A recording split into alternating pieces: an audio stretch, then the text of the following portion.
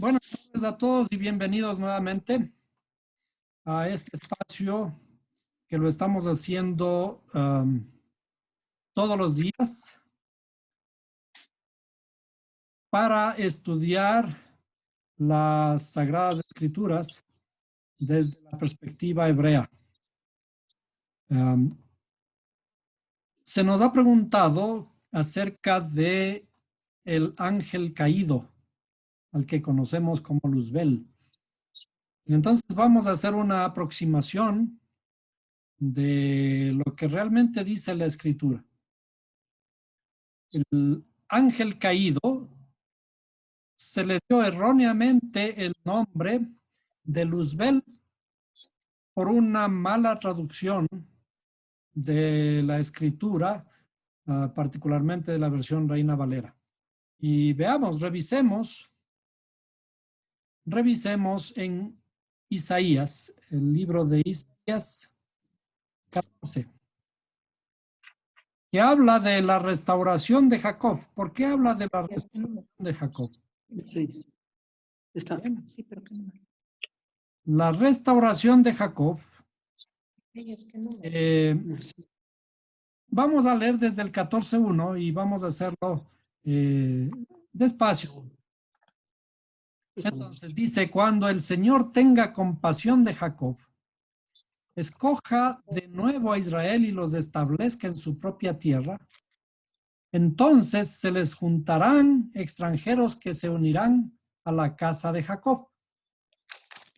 Esta parte, fijemos cómo la escritura va relatando a Jacob, no le llama como que fuera un hombre, sino le llama como que fuera un pueblo.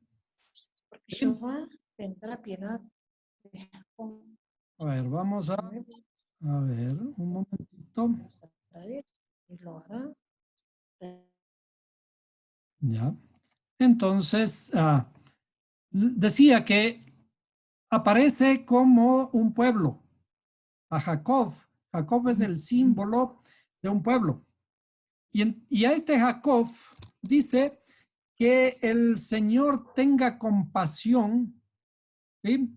Y les escoja nuevamente, de nuevo a Israel. Cuando aparece Israel y aparece Jacob, es el mismo pueblo. Pero en realidad aquí hay una trascendencia en esto cuando nombra a Jacob y luego nombra a Israel, está hablando justamente de esa transformación que realiza Jacob. Cuando habla de Israel, está hablando de un pueblo que está en el proceso de la redención. Pero cuando habla de Jacob, inmediatamente antes de esto, está hablando de ese primer estado de Jacob, que se le conoce como un suplantador. Entonces dice, luego se juntarán extranjeros y se unirán a la casa de Jacob. Y por eso se entiende ahora a Jacob como un pueblo porque le llama casa de Jacob. Luego dice, los tomarán los pueblos y los llevarán a su lugar. Y la casa de Israel los poseerá como siervos y siervas en la tierra del Señor. Tomarán cautivos a los que los habían llevado cautivos y dominarán sobre sus opresores. Aparentemente aquí hay como una reversión del cautiverio de Jacob. Cuando las 10 tribus de Israel fueron tomadas hacia el exilio, fueron llevados como siervos y siervas, dice, ¿no es cierto? Y al regresar será todo lo contrario. Los traerán a sus cautivadores como cautivos. Bueno, sigue hablando acerca de la casa de Israel o la casa de Jacob, como estaba visto hace un rato, ¿no? Y el día en que el Señor te dé descanso de tu olor, de tu desesperación y de la dura servidumbre a la que fuiste sometido. Y pronunciarás esta burla contra el rey de Babilonia y dirás, ¿cómo se ha acabado el opresor y cómo ha cesado el furor? El Señor ha quebrado el báculo de los impíos, el cetro de los gobernantes. que golpeaba con furia a los pueblos, con golpes incesantes, que sometía con ira a las naciones en persecución incesante. Toda la tierra está en reposo, está quieta, prorrumpe en gritos de júbilo. Aún los cipreses y los cedros del Líbano se alegran a causa de ti, diciendo, desde que fuiste derribado, no ha subido talador contra nosotros. El Seol desde abajo se estremece por ti al recibirte en tu venida. Por ti despierta a los espíritus de los muertos, a todos los jefes de la tierra levanta de sus tronos, a todos los reyes de las naciones. Todos responderán y te dirán, también tú has sido debilitado como nosotros, has venido a ser semejante a nosotros.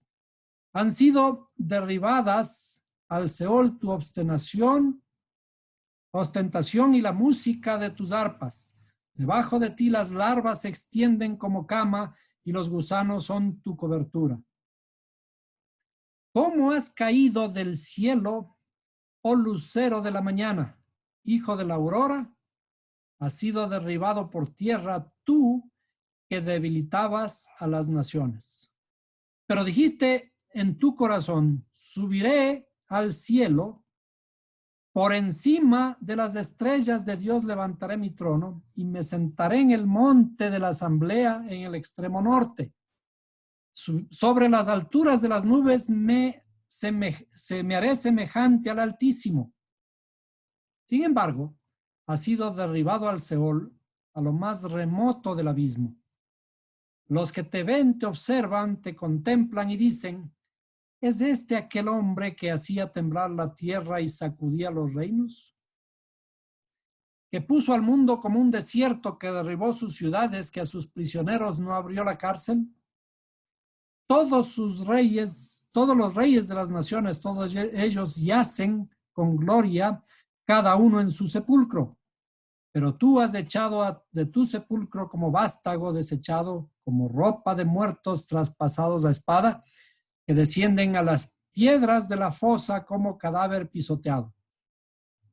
No estarás unido con ellos en el sepelio, porque has destruido tu tierra, has matado a tu pueblo, que no se nombre jamás la descendencia de los malhechores. Preparad para sus hijos el matadero a causa de la iniquidad de sus padres, que no se levanten y tomen posesión de la tierra y llenen de ciudades la faz del mundo. Yo me levantaré contra ellos, declara el Señor de los ejércitos, y cortaré de Babilonia nombre de sobrevivientes, descendencia y posteridad, declara el Señor. Bueno, ¿por qué me tomé la molestia de leer gran parte del capítulo? En la primera parte aparentemente habla de la restauración de Jacob, ¿no es cierto? Pero es curioso, dentro del mismo capítulo, 2 versos habla de la restauración de Jacob y luego aparece aparentemente como algo que sucede con Babilonia y con el rey de Babilonia, ¿cierto? Aparentemente relata de todo lo que hace el rey contra su pueblo, ¿no? Y de lo que hace el rey de Babilonia contra su propia tierra. Pero lo curioso es que en el versículo 14-12, Isaías 14-12, estamos en Isaías, ¿no? Dice, ¿cómo has caído del cielo, oh lucero de la mañana? Primero, ¿de quién está hablando? En esta porción, aparentemente, está hablando de Babilonia, del rey de Babilonia, ¿no es cierto? Y aquí habla, ¿cómo has caído del cielo, oh lucero de la mañana? Entonces vamos a revisar, a comparar de dónde aparece el famoso nombre Lucifer. Hay varias versiones de la escritura y cuando yo les muestro aquí la Biblia es una de las versiones en español, pero puedo poner ventajosamente en varias versiones. Por ejemplo, la versión Nueva Reina Valera del año 2000. ¿Sí? En esta versión aparece simplemente como, oh, ¿cómo caíste del cielo, oh Lucifer? ¿De dónde aparece el nombre Lucifer? De una traducción, de una mala traducción de la Biblia, o mejor dicho, de una mala interpretación. Lo que está escrito lo interpretaron de acuerdo a su mentalidad y además transformaron en algo que le pusieron nombre, un nombre de como un ángel. Y entonces de allí aparece la doctrina del famoso ángel caído. Pero vamos a analizar este verso desde la perspectiva hebrea. Es decir, cómo está escrito en hebreo. Por ahora, en la misma versión Reina Valera, pero que acompaña las palabras con la referencia al diccionario hebreo-español de Strong. Este es uno de los diccionarios más conocidos, ¿no? Y bueno, no es el más preciso, pero por lo menos le podemos utilizar para salir de esta idea. Entonces, cuando dice, ¿cómo caíste del cielo? Verifiquemos que todo esté bien. Cuando habla de cielo, en realidad, aquí mismo ya hay una inexactitud. Veamos. En realidad no es cielo, sino cielos. Por poner una referencia sencilla, ¿no es cierto? Veamos. Veamos si puedo poner el...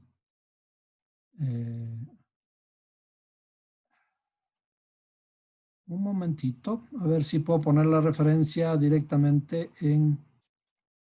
no sé si le alcanzan a ver. Aquí dice Shamaim, ¿no es cierto? Shamaim en hebreo termina en Yud Mem y es plural. Por alguna razón no puedo ponerle acá, pero déjeme ver, 8064. 8064. Veamos si es que puedo poner la referencia. Aquí está, Shamaim, ¿no es cierto? Shamaim es la palabra hebrea que termina en Yud Mem y por lo tanto significa cielos. Entonces, sigamos con estas referencias. Lucero. ¿Lucero viene de qué? Lucero viene de Heilel. Heilel, veamos, es la palabra número 1966. Y vamos a ponerle 1966. ¿Ah? Heilel. ¿A qué palabra nos recuerda Heilel? ¿A alguien se le ocurre? ¿A alguien se le ocurre a qué palabra nos recuerda Heilel? A la G y a él. Veamos. Vamos a poner, voy a poner por aquí, ¿no es cierto? ¿Ya? Esta palabra y le vamos a agrandar. Heilel. Esta palabra contiene casi las mismas letras que una muy conocida palabra de nuestro léxico religioso, ¿no? Vamos a copiar la palabra, esta palabra de aquí del Salmo 106.1, por ejemplo, la 1984, y es justamente una palabra muy cercana, ¿no es cierto? Veamos. Y esta palabra también le voy a poner acá. Vamos a ponerle ahí. Y muy bien. Entonces vamos a comparar. Estas dos palabras, esta de aquí era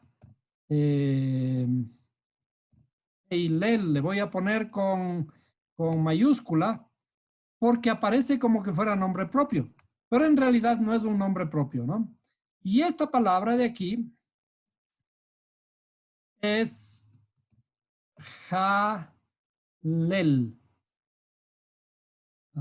Jalel, así.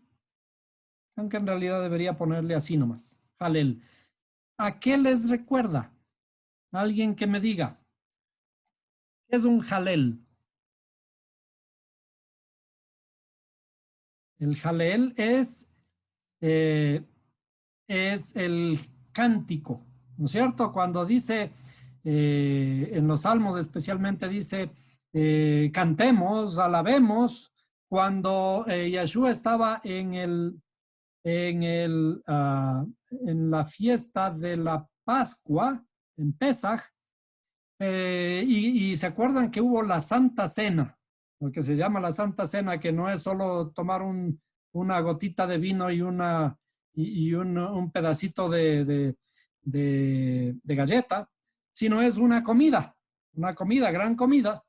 Después de haber comido, dice, y habiendo cantados los himnos. Los himnos son los jalel. Entonces, estos son las alabanza. ¿Eh? Ahora, ¿qué tal si a esta alabanza le ponemos estas letras? ¿Ya? Ahí. ¿En qué se convierte? Esta de aquí, ¿en qué se convierte? A ver.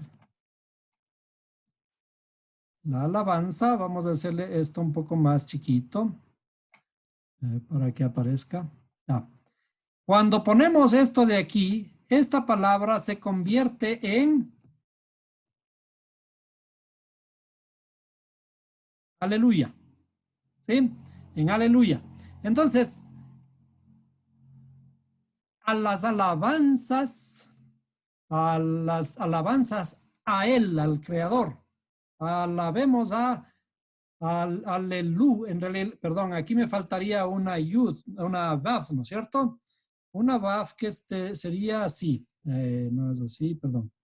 Déjenme poner aleluya. Alabanza al Creador, pero este debería ser alabemos. Así, ¿no? Aquí. A ver. Ahí. Aleluya, ¿cierto? Aleluya es la alabanza al Creador. Alabemos al Creador. Entonces, en realidad, este de aquí es solo una referencia a nosotros, ¿no es cierto? La palabra es Halel Ya, Halel Ya. Y el Halelu, Lu es nosotros alabemos. Entonces, esto nos lleva a conocer que Heilel es cuando le llama lucero de la mañana, está hablando de las alabanzas, ¿no es cierto? Regresemos al texto. Dice, ¿dónde está? Aquí. ¿Cómo caíste, oh lucero, hijo de la mañana? ¿Cómo caíste del cielo, Heilel, el alabante, ¿no es cierto? El alabante, el hijo de la mañana. Pero ahora, el problema está en que si nosotros tomamos este nombre como el lucero de la mañana, ¿sí? O lucero de la mañana, ¿sí? Las alabanzas de la mañana, ¿en dónde deberían estar las alabanzas de la mañana? Deberían estar en nuestra interioridad. Ahora, Cuando hablamos de las alabanzas de la mañana, hay otra referencia, la única referencia del lucero de la mañana que aparece en otro libro. Está en Pedro, ¿cierto? Vamos a irnos a Segunda de Pedro 1:19. Entonces vamos a Segunda de Pedro 1:19.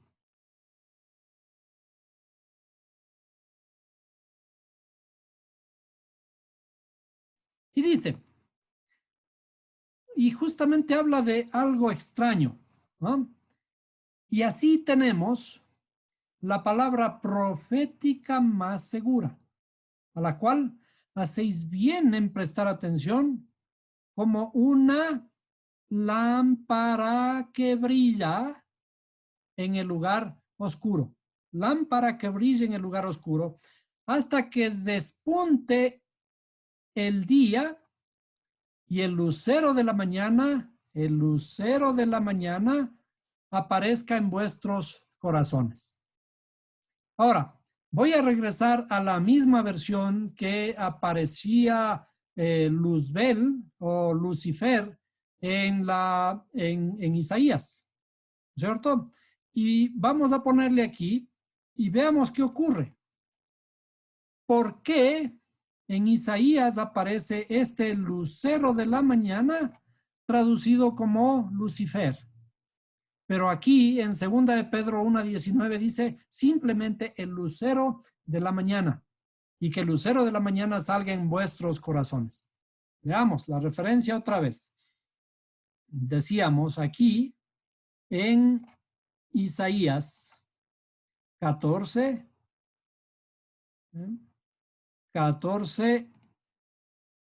12, ¿sí? Dice en esta misma versión, ¿cómo caíste del cielo, oh Lucifer, hijo de la mañana? ¿Sí? Pero esta en otra versión aparece simplemente como, ¿cómo caíste del cielo, oh lucero de la mañana? Es decir, Lucifer, hijo de la mañana, que aparece en esta versión, ¿por qué no aparece también en la misma traducción en 2 de Pedro 1:19? ¿Sí? Entonces, aquí aparece, y el lucero de la mañana nazca en vuestros corazones. Es decir, en Isaías aparece como un ángel malo, un ángel caído, y ahora resulta que ese ángel caído dice que tiene que renacer, salir en vuestros corazones. Dice que es la palabra profética más segura y que tenemos que estar atentos como una lámpara que alumbra en lugar oscuro. Es decir, el lucero de la mañana es algo bueno. Ahora, para entender, desde luego que hay algo que aparece ahí, el lucero de la mañana cae. Y dice en Isaías que este lucero de la mañana cae y regresemos a Isaías, ¿no? A Isaías para entender un poquito más. ¿Bien? Este Isaías dice que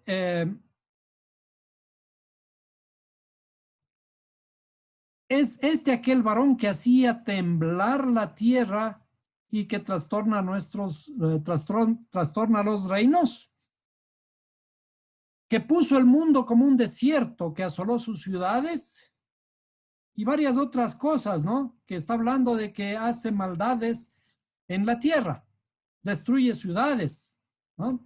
Entonces, el problema aquí radica en la interpretación literal.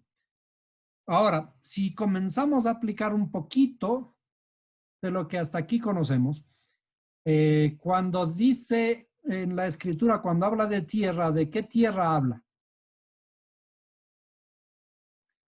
Cuando la escritura habla de tierra, está hablando de nuestra interioridad. Y cuando habla, volvamos al inicio de este capítulo, cuando habla de la restauración de Jacob, no habla de un patriarca llamado Jacob.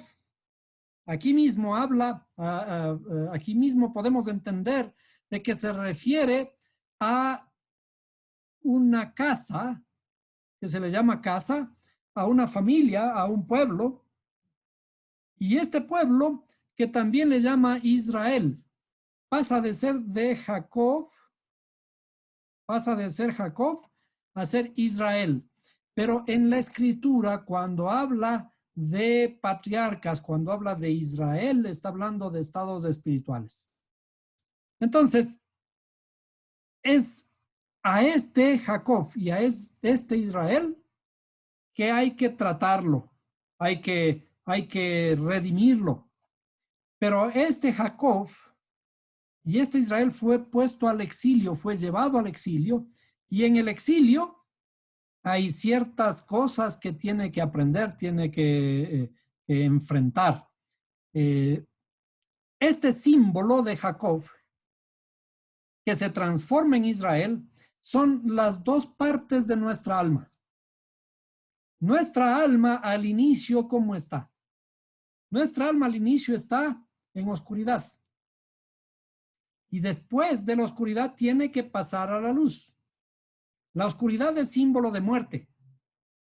Y por eso Pablo dice, porque antes estabais muertos en vuestros delitos y pecados. ¿Cierto?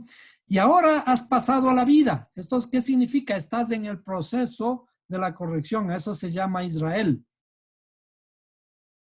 El Jacob, que está en el exilio, de aquí parecería que el ser súbitamente cambia a hablar acerca del rey de Babilonia, pero en realidad sigue hablando de Jacob. Pero Jacob es el estado espiritual inicial de nuestra alma. ¿Dónde estaba el Adán antes de venir a este mundo? Estaba en los Shamaim.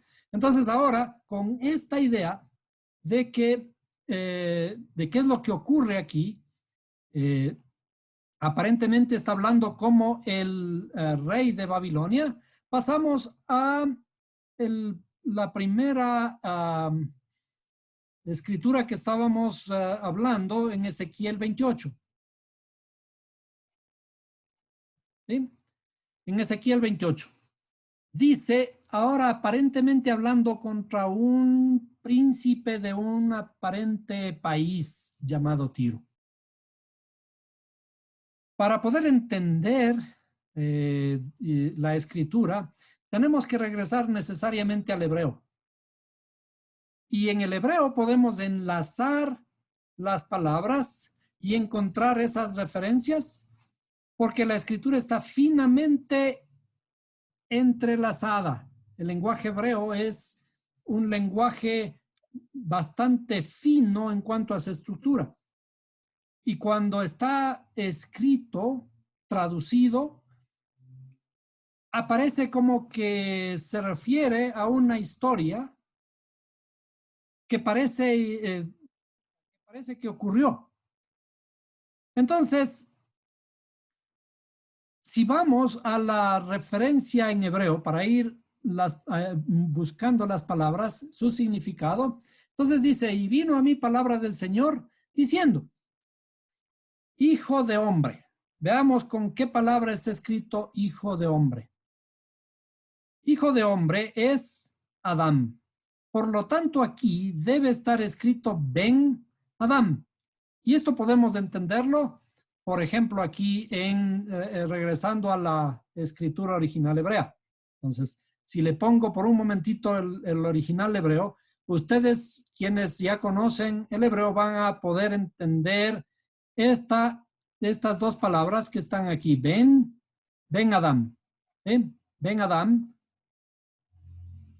Pero les pongo esta referencia porque vamos a mirar de qué se trata, ¿no?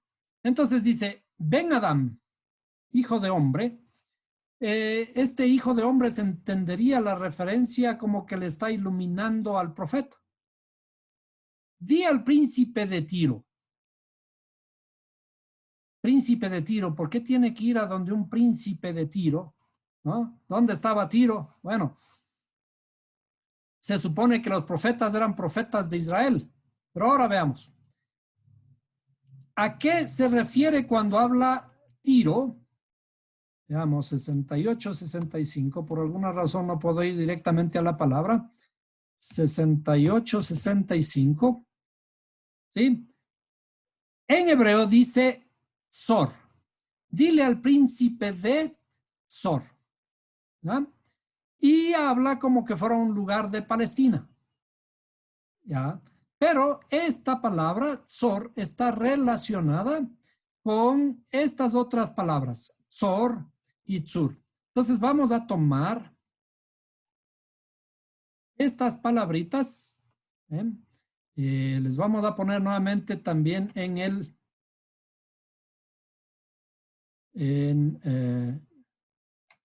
aquí en el texto. ¿Ah? Y vamos a poner para que todos puedan ver. Entonces, las dos letras que hablan acerca del príncipe de Tzor son la letra Sadi y la letra Resh. Si tomamos como referencia estas letras, esto se pronunciaría Tzor, ¿cierto? En hebreo, las palabras tienen estrecha relación con, entre sí cuando tienen las mismas letras. Entonces, veamos por una simple curiosidad rápida, vamos a poner aquí Egipto, ¿no? Para ver con qué letras está escrito Egipto. ¿Ah? Y vamos a tomar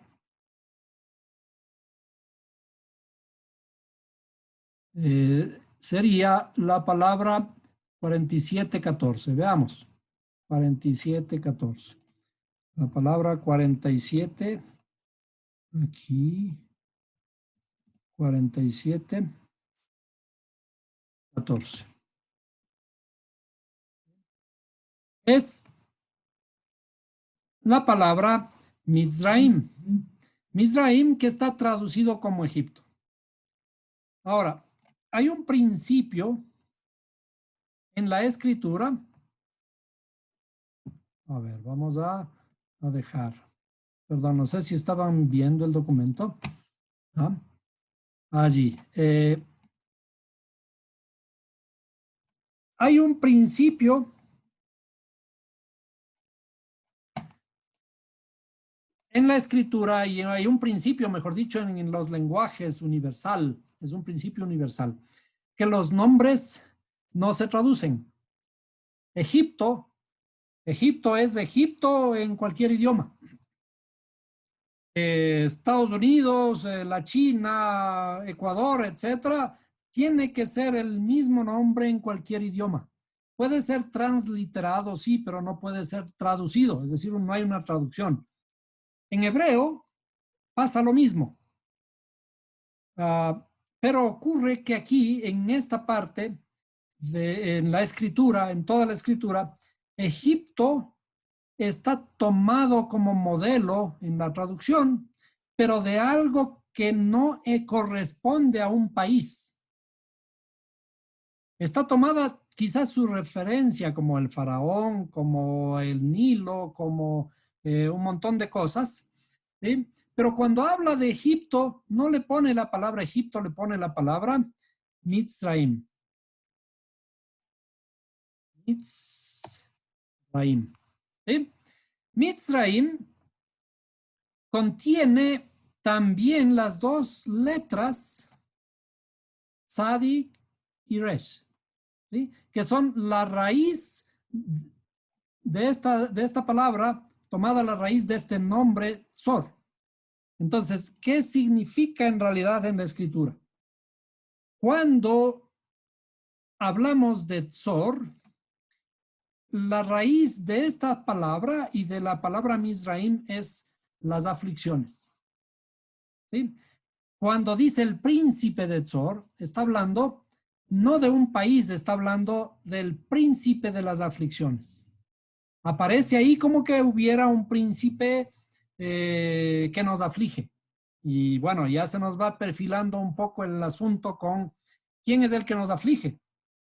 Y lo que nos han acostumbrado, nos han enseñado, es a pensar de que hay alguien a quien podemos echarle la culpa de todos nuestros males. Y ese se llama el famoso ángel caído, que por allá de paso le pusieron Lucifer. Pero bueno, cuando hablamos de Mizraim, estamos hablando, ¿se acuerdan de las clases pasadas? Estamos hablando de nuestras limitaciones.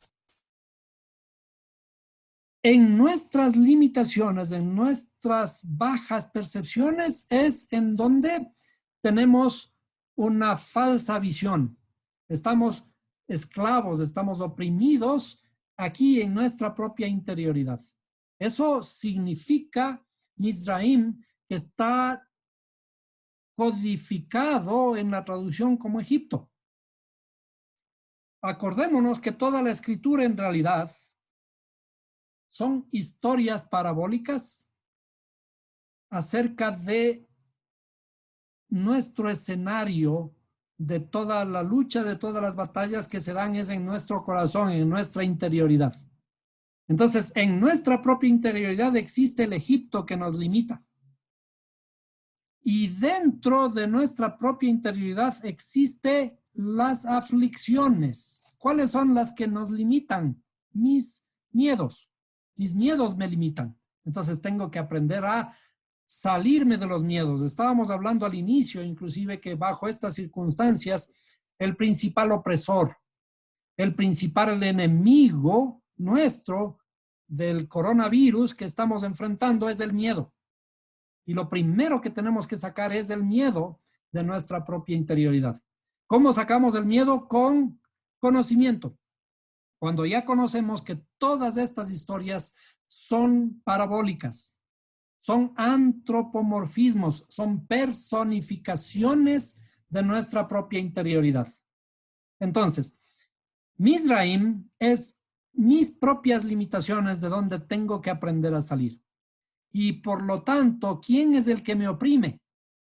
Mis angustias, mis aflicciones son las que me oprimen y me limitan. Porque tengo miedo, entonces trato de aferrarme a lo primero que parece bueno.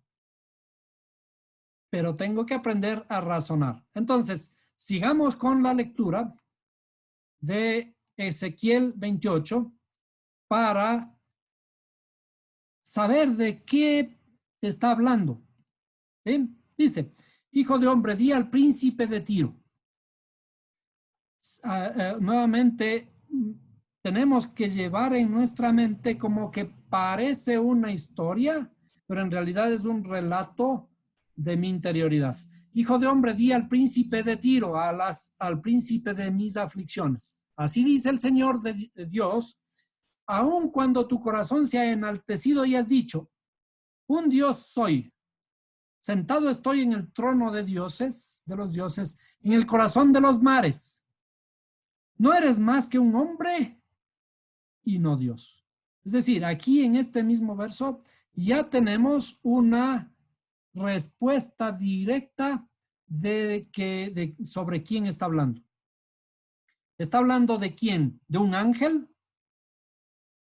Y veamos si es que es un ángel. Aquí dice, no eres más que un hombre. Otra vez, ¿qué palabra utiliza en este caso para referirse a este príncipe de Tiro? Dice, siendo tú hombre, y la palabra que utiliza es Adam, que es la palabra número 120. Veamos. 120. Es Adam. ¿Quién es entonces este famoso príncipe que quiso hacerse como Dios y se sentó en el trono de Dios? ¿Sí? Y dice, has puesto tu corazón como corazón de Dios. Es el Adán. El Adán es el hombre. Entonces, por eso decía, cuando leemos la escritura, aún en la literalidad, tenemos que leer despacito para poder entender. Aquí hay una historia, que parece hablar de un rey, pero en realidad está hablando de mi propia interioridad. Dice, un Dios soy. Sentado estoy en el trono de los dioses, en el corazón de los mares. ¿Qué implica esto? ¿Qué me está dando la idea? Nosotros, a un punto, simplemente somos orgullosos. No quiero saber de nada, no quiero tener ayudas. No necesito de nadie. ¿A qué alude esta frase? Alude al egoísmo. Egoísmo que se infla. ¿No es cierto? Yo soy Dios y no hay nadie más y no creo en nada. Pero cuando conocemos la estructura de la redención, de qué tenemos que hacer para redimirnos. Para redimirnos, dice la Escritura, que tengo que humillarme, es decir, desinflar mi ego. En otras palabras, tengo que diezmar, pero no está hablando de plata.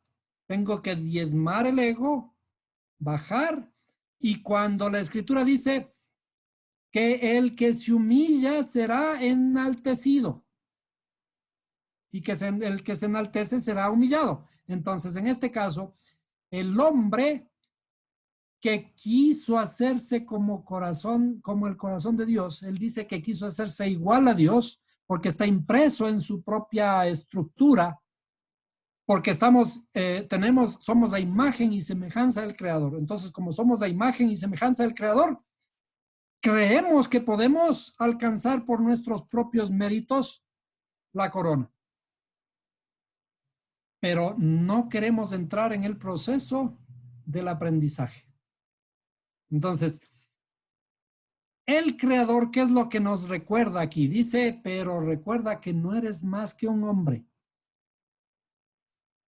Todo esto en realidad que parece la guerra de los cielos, en realidad ocurre aquí, en nuestra propia interioridad. Sí ocurre en los cielos, pero aquí, en nuestra propia interioridad. ¿Cómo caíste del cielo, oh lucero hijo de la mañana? ¿No es cierto? En mi propia interioridad. Sigamos leyendo para esclarecer un poco. ¿Sí? En Ezequiel 28. He aquí que tú eres más sabio que Daniel. Ningún secreto te es oculto. El hombre, cuando estaba en la presencia del Creador, estaba conversando con él, tenía toda la sabiduría.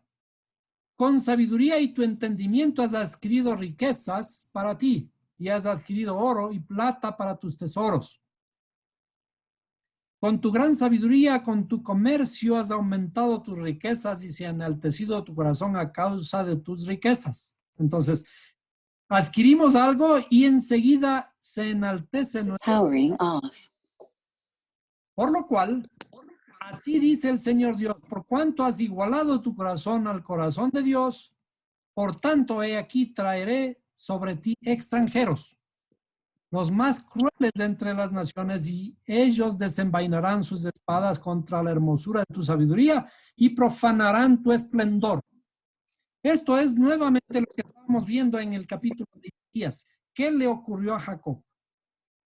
¿Qué le ocurrió a las 10 tribus de Israel? Fueron llevados hacia el extranjero, hacia el exilio. ¿No es cierto? Dice, te harán bajar al sepulcro y morirás con la muerte de los que mueren en el corazón de los mares.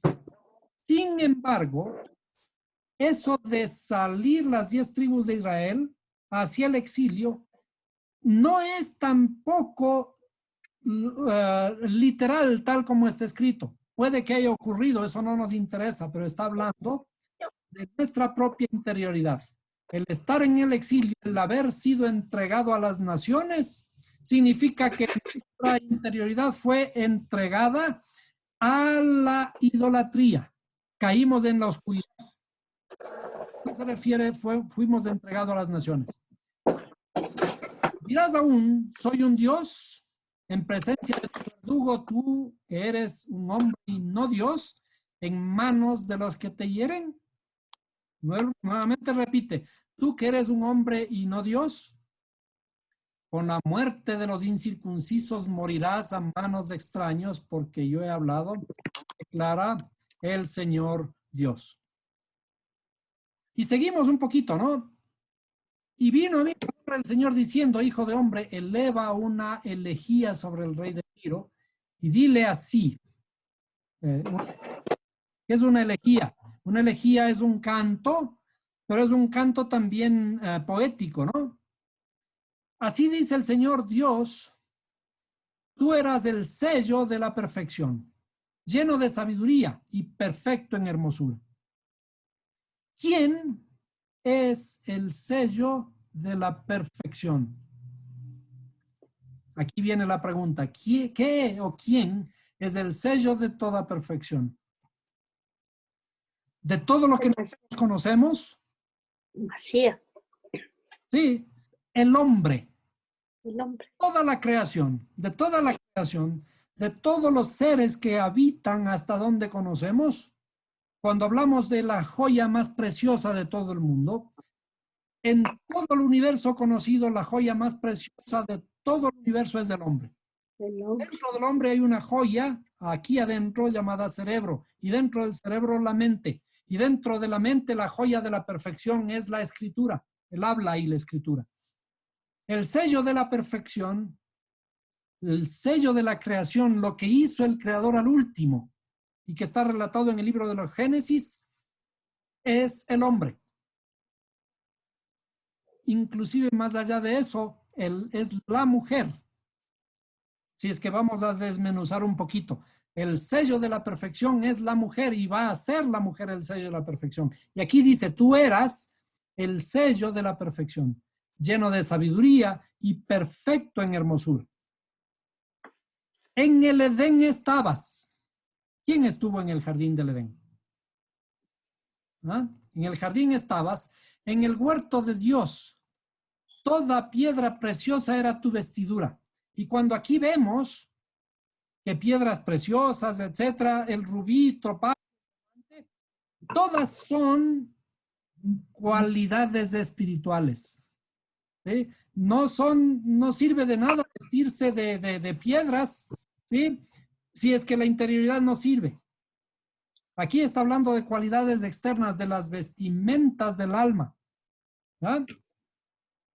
Y de paso contemos para ver a dónde llegamos, ¿no? Toda piedra preciosa era tu vestidura. Uno, el rubí, el topacio, el diamante, el berilo, el ónice y el jaspe, el zafiro, la turquesa y la esmeralda y el oro. ¿Cuántos dan hasta ahí? Como 20. No, dan 10. 10. 10. Cuenten, dice, toda piedra preciosa era tu vestidura. 1, el rubí. 2, el topacio.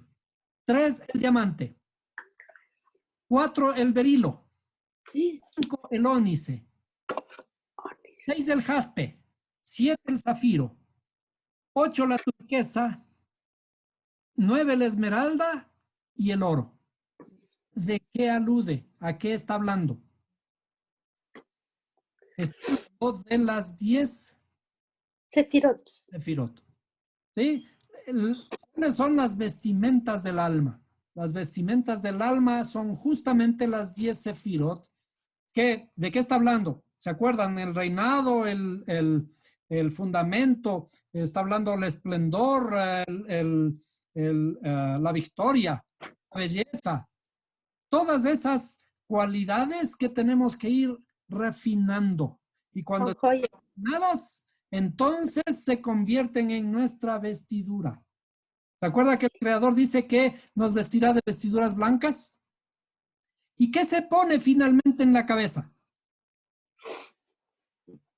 La sabiduría. ¿Qué se le pone en la cabeza a alguien que se le quiere coronar? Se le pone una corona, ¿no es cierto? Que está arriba. ¿Y de qué tiene que ser la corona? De oro. De oro. Y por eso es que aquí aparece la última. De oro. De oro. ¿Sí? De oro. Pero no significa que nos van a poner oro aquí. Oro es el elemento más bonito, el que menos se corroe. en la tierra. Está hablando de cualidades del alma. Sabiduría. ¿Sí? Sabiduría. Está hablando de las cualidades del alma. Algún rato hemos de entrar a descifrar todo esto, de estas cualidades que aparecen como que fueran cosas brillantes, bonitas, que, ay, qué lindo que me van a poner un vestido, ¿no? Y todo esto estaba vestido el hombre en el jardín del Edén, en el huerto de Dios, ¿no es cierto? La hechura de tus engastes y de tus encajes estaba en ti. El día que fuiste creado fueron preparados. Tú, querubín protector de alas desplegadas. Bueno, aquí es en donde la interpretación literal causa este desastre de, bueno, estaba hablando de un hombre, pero a la final es un querubín y que tiene alas. No creo que pueda en este momento alargarme con qué son los ángeles de la interpretación de un querub, pero es una cosa muy, muy bonita, me parece que algún rato mencionamos, pero en realidad, cuando la escritura habla de ángeles y cuando habla de querubines, ¿de qué está hablando? Está hablando de nuestra propia interioridad. El Creador dice que no conoce a nadie. No hay ninguno aparte de Él. Es decir, entre Dios y el hombre estamos únicamente nosotros. ¿Ah? El famoso ángel, querubín, protector, los ángeles, todos son entidades dentro nuestro que nos llevan hacia su presencia. Entonces, la escritura, cuando detalla esto y habla de alas desplegadas y todo eso, ¿se acuerdan que cuando estábamos viendo los números? ¿Cuáles son las alas desplegadas? Las alas desplegadas habla del amor, ¿sí? Entonces, estabas en el santo monte de Dios, andabas en medio de las piedras de fuego. ¿Quién estaba en el monte de Dios? ¿Qué es estar en el monte de Dios? Estar en el monte de Dios es estar conversando con Él. ¿Sí? El conversar con Él es como el Adán. ¿Se acuerdan en la fábula, la parábola acerca del jardín del Edén? Es el Creador que habla con el Adán. ¿Sí? El Creador aparece hablando con el Adán. Y después le pregunta, ¿y dónde estás? Como sabían hablar, aparece como que el Creador dice, ¿y dónde estás? Como que el Creador no supiera dónde estás y Él sabe todo. Pero en todo caso, siguen siendo parábolas. Ahora, dice, perfecto eras en tus caminos. Perfecto eras en tus caminos. ¿Quién era perfecto en los caminos? El hombre. ¿Hasta cuándo? Hasta que fuiste creado, dice, desde el día que fuiste creado, hasta que la iniquidad se halló en ti. ¿Cuál es la iniquidad? Lo que se conoce como la desobediencia. Pero naturalmente que podríamos hablar de eso largamente, pero lo que tenemos que entender de esto es que es una forma de exponer la escritura de cómo, de ese proceso de acercamiento al Creador que aparece allí como estados iniciales. Antes estábamos bien, después caímos, nos fuimos expulsados del jardín y ahora tenemos que retornar al Creador. En todo caso, las fábulas, las parábolas, los escritos, acuérdense que esto estaba dicho, te voy a hablar como en una elegía. ¿Qué es una elegía? Una elegía es una construcción gramatical, es una figura literaria. Una figura literaria significa que estamos utilizando argumentos de la literatura que pueden incluir lo que se llaman la personificación de nuestras entidades internas, que parecen como que fueran ángeles, como que fueran personajes, ¿sí? Pero que en realidad está hablando de esa recreación, está recreando lo que hay en nuestra interioridad. Sigamos. a causa de la abundancia de tu comercio te llenaste de violencia y pecaste. Yo pues te he expulsado por profano del monte de Dios y te he eliminado, querubín protector, de en medio de las piedras de fuego. Aquí aparece que lo ha eliminado del monte. Si fuéramos a la literalidad, ¿dónde está el monte de Dios? Aquí en la tierra, parecería que estuviera por allá en un jardín, ¿no? Pero en realidad está hablando del mismo jardín del Edén. El mismo jardín del Edén en donde estuvo el Adán. Se enalteció tu corazón a causa de tu hermosura, corrompiste tu sabiduría a causa de tu esplendor. Te arrojé en tierra, te puse delante de los reyes para que vinieran en ti, para que vieran en ti un ejemplo. Todos, un ejemplo. Por la multitud de tus iniquidades, por la injusticia de tu comercio, profanaste tus santuarios. Yo he sacado fuego de en medio de ti, que te ha consumido, que te ha reducido a ceniza, sobre la tierra a los ojos de todos los que te miran. Todos los que entre los pueblos te conocen están asombrados de ti, te has convertido en terrores y ya no serás más. Bueno, lo que hemos aprendido aquí acerca de la profecía de Ezequiel, y que aparentemente habla de un ángel caído, nuevamente, todas esas cosas tenemos que verles como un antropomorfismo de todo lo que ocurre en nuestra interioridad. Todo lo que ocurre en nuestra interioridad está recreado con una historia con personajes. Pero el verdadero campo de batalla de todas las batallas está dentro de mí. En el árbol de la vida hay 10 sefirot, las 10 estructuras. Esto es una estructura grande conformada por 10 subestructuras. Cada una es una estructura en sí. Entonces, cuando hablábamos de las 10 piedras preciosas, estas son las piedras preciosas que con las que estábamos vestidos, ¿no? Y las que debemos volver a adquirir. Las 10 piedras preciosas. Ahora, en esta misma forma, es decir, tenemos que buscar siempre regresar a esta estructura para buscar la explicación de ciertos versos.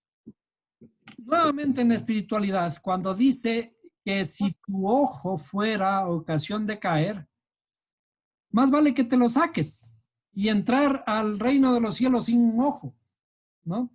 Pero cada cosa de estas no habla de lo físico, ¿sí? Lo físico no tiene cabida en el reino de los cielos.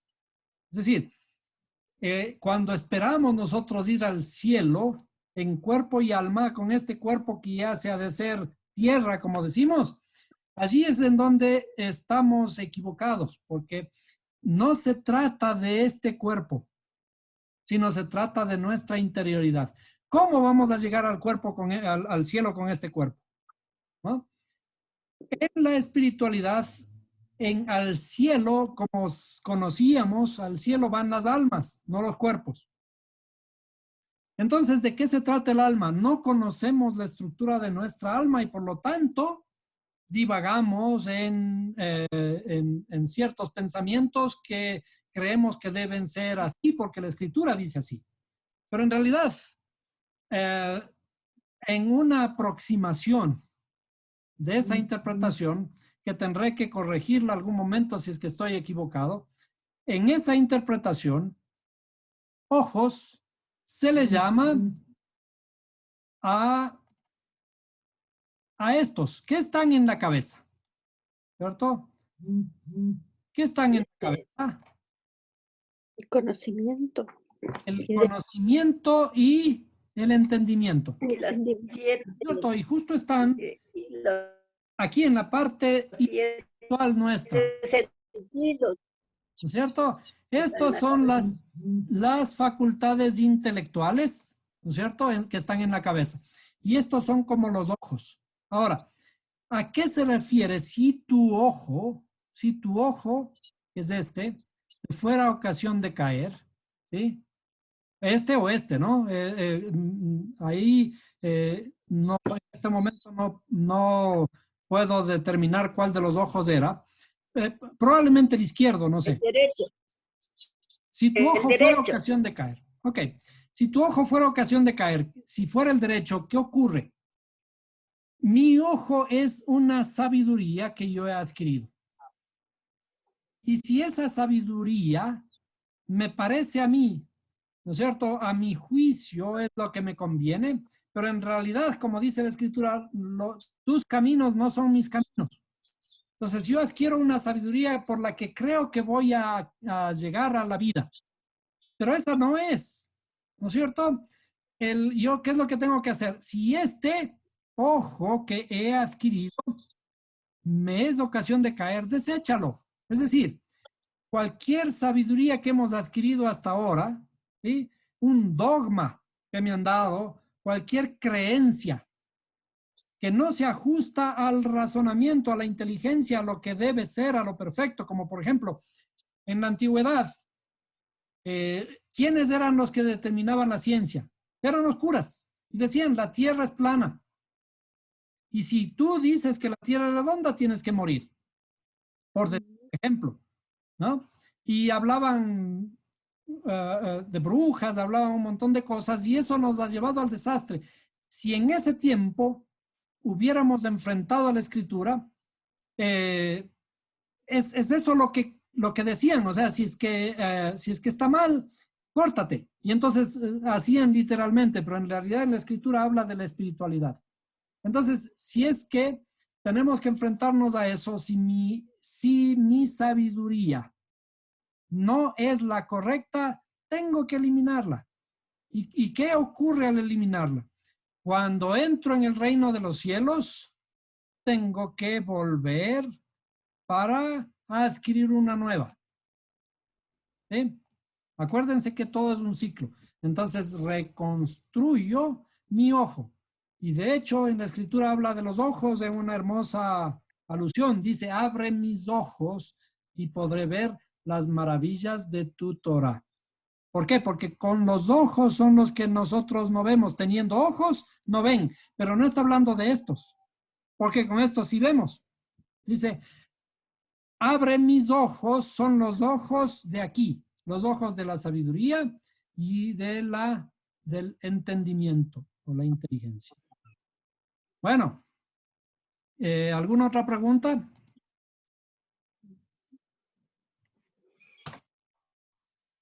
¿Alguna otra pregunta? Si no, pues les agradezco mucho la compañía. Sigamos adelante en el conocimiento, perfeccionándonos, echando el miedo afuera en esta especie, en este tiempo difícil que tenemos que prepararnos, fortalecernos internamente para sin miedo a enfrentar los problemas.